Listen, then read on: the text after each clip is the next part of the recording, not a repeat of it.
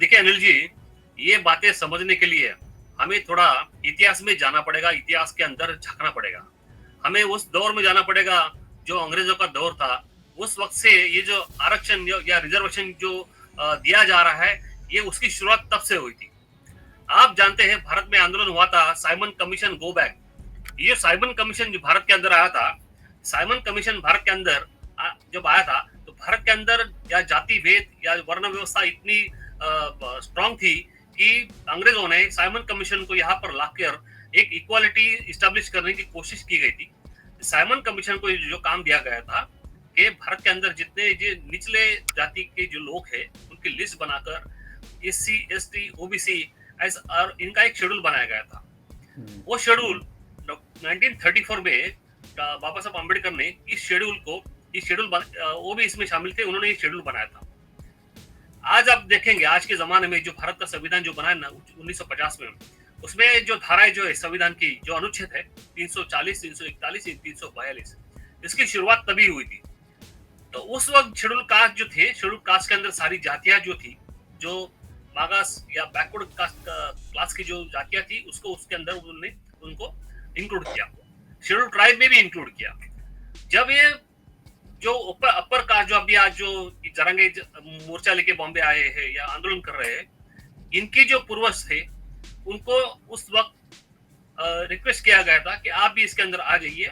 आज भले आपकी स्थिति अच्छी हो, फ्यूचर में आपको एक रिजर्वेशन आपको जरूरी है और आप लीजिए।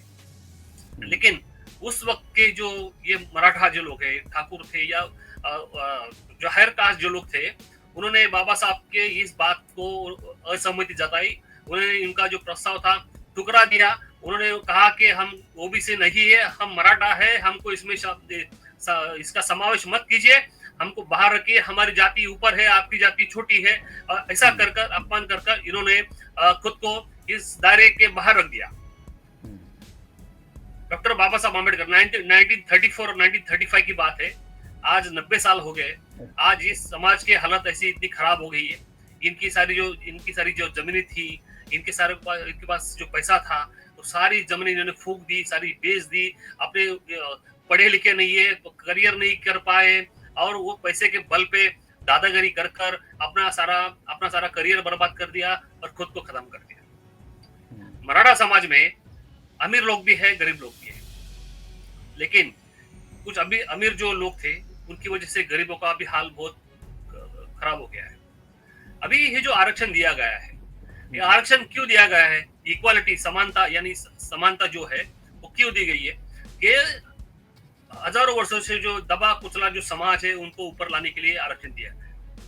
ना कि जो मराठा समाज है जो पहले से ऊपर थे या जो सवर्ण थे वो पहले से ऊपर थे, उनको ये आरक्षण आज उनकी जॉब की जरूरत है या उनके पास जमीन नहीं रही इसके लिए उनको दिया जाना चाहिए, ये बिल्कुल गलत है। उस वक्त ऐसे हालात थे, ना स्कूल था, ना एजुकेशन था, ना पैसा था, ना कुछ जायदाद थी, ना कुछ थी। हालात ऐसे खराब थे कि कोई भी आदमी, इंसान या कोई समाज का एक कोई समाज जो होता है वो ऊपर आ नहीं सकता था।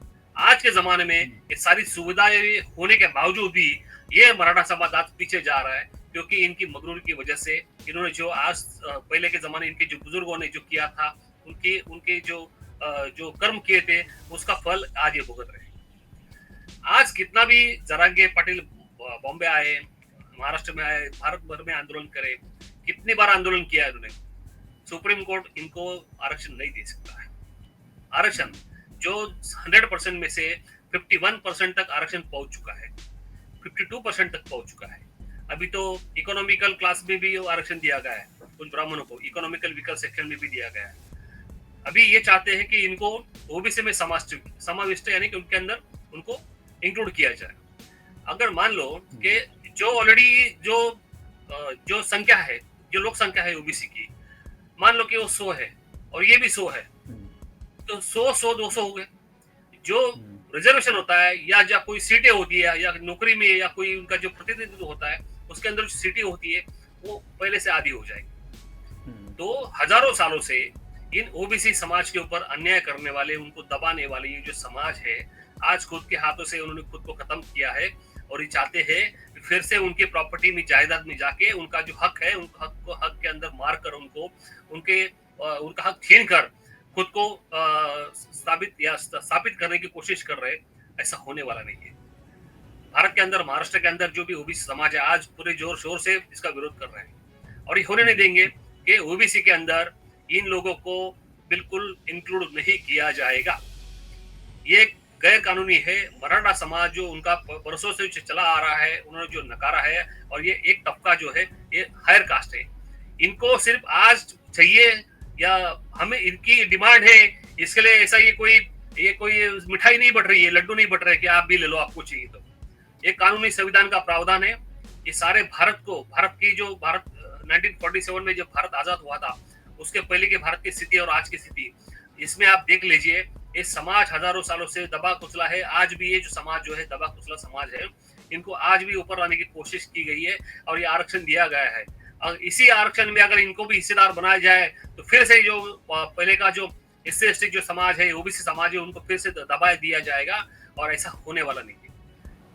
2019 में मराठा समाज को जो रिजर्वेशन चाहिए था, उस याचिका बॉम्बे हाईकोर्ट में उन्होंने डाली, बहुत 42 याचिका डाली गई थी। उसके बाद ये मामला सुप्रीम कोर्ट चला गया था। बॉम्बे हाईकोर्ट के बाद ये सुप्रीम कोर्ट में गए थे, सुप्रीम कोर्ट में भी इनको कोई रिलीफ दिया नहीं है। 102 जो अमेंडमेंट है वो इनको अलाउ नहीं करती है। 102 जो अमेंडमेंट है, भारत के संविधान की अमेंडमेंट है, इसको अलाउ नहीं करती है। और ये समाज को, जो पहले से मराठा है, सवर्ण है, इनको भारत के संविधान के अंदर कोई भी आरक्षण मिल नहीं सकता। आज इनका जो चल रहा है, ये आंदोलन कर रहे या ये जो नेता लोग है, सरकार के लोग है, देवेंद्र फडणवीस है, एकनाथ शिंदे है, जो बड़ी बड़ी बातें करते हैं, हम आपको आंदोलन किया जाए, करो, हम आपको देंगे, हम कोर्ट के पास जाएंगे, इनको अच्छी तरह से बिल्कुल मालूम है इनको ये मिलने वाला नहीं है। ये सब वोट की राजनीति है। इनको बहला फुसला कर, उनको गुमराह कर, इनको दिखाकर, इनको सपोर्ट करके आज मुंबई में इनको बुला के मुंबई की सुविधा के ऊपर इतना उन्होंने प्रेशर डाला है, मुंबई का जीवन उन्होंने खराब कर दिया है। इनको जो अगर चाहिए तो इन्होंने कोर्ट में जाना चाहिए, ना कि मुंबई में आना चाहिए। मुंबई क्या इनकी कोई बाप दादा की जागीर नहीं है, ये मुंबई के लोगों ने बनाई हुई मुंबई है। यहाँ पर वो आ नहीं सकते। वो तो आप बोलेंगे कि हमको घटनात्मक अधिकार है, मुंबई आ सकते हैं, वो तो आ सकते हैं, लेकिन यहाँ पर सुविधा जो है ये गंदी नहीं कर सकते। यहाँ पर सुविधा को कोई छेड़छाड़ नहीं कर सकते। यहाँ के पब्लिक को, जनता को कोई तकलीफ नहीं पहुंचा सकते। अगर ये पहुंचाने की कोशिश करेंगे तो ये लोग इस देश में रहने के लायक नहीं है। इस संविधान का हिस्सा बनने के ये लोग लायक नहीं है। संविधान का अपमान करने वाले हैं। खुद के हक के लिए ये बेगुनाह लोगों को तकलीफ देने वाले लोग हैं, इसलिए इनको कोई अधिकार नहीं है। इसके लिए इनको अगर एक दिन की इनको अगर परमिशन दी गई है, एक दिन उनका जो कहना है जो है वो सरकार का पहुंचा के इन्होंने अपना सब जो बोरिया बिसरा लोटा वाटी जो ट्रक टेम्पो लेकर आए हैं, वो उसको सबको समेट कर वापस जाना चाहिए, ना कि मुंबई में रहना चाहिए। मुंबई में इतनी ऐसी बारिश हो रही है, भयानक बारिश हो रही है, लोगों का हाल बेहाल हो चुका है। लोग कोर्ट में काम में नहीं जा पा रहे, हम लोग वकील कोर्ट नहीं जा पा रहे। उसमें जो मुंबई की जो पूर्ण व्यवस्था है, बहुत ही यहाँ की जो सुविधा है, यहाँ पर फ्लडिंग हो रहा है मुंबई में। ऐसी हालत में ये लोग यहाँ पर आके बसेला कर रहे हैं और मुंबई वालों को उनकी जो पॉपुलेशन है उनके अंदर और पॉपुलेशन करके तकलीफ दे रहे हैं। तो इन लोगों को दूसरे की भावनाओं की कोई कीमत नहीं है, इनको कोई एहसास नहीं है, उनको कोई दूसरे की अहमियत नहीं है। जो ऐसे लोगों को दूसरे की अहमियत नहीं है, एहसास नहीं है, दूसरे की भावनाओं की कीमत नहीं है, ऐसे लोगों को तो आरक्षण कभी मिलेगा भी नहीं। क्योंकि आज भी इनका बर्ताव जो है ऐसा बर्ताव है कि ये लोग दूसरे की ह्यूमन राइट जो है दूसरे के, उसका उनको कोई महत्व नहीं है।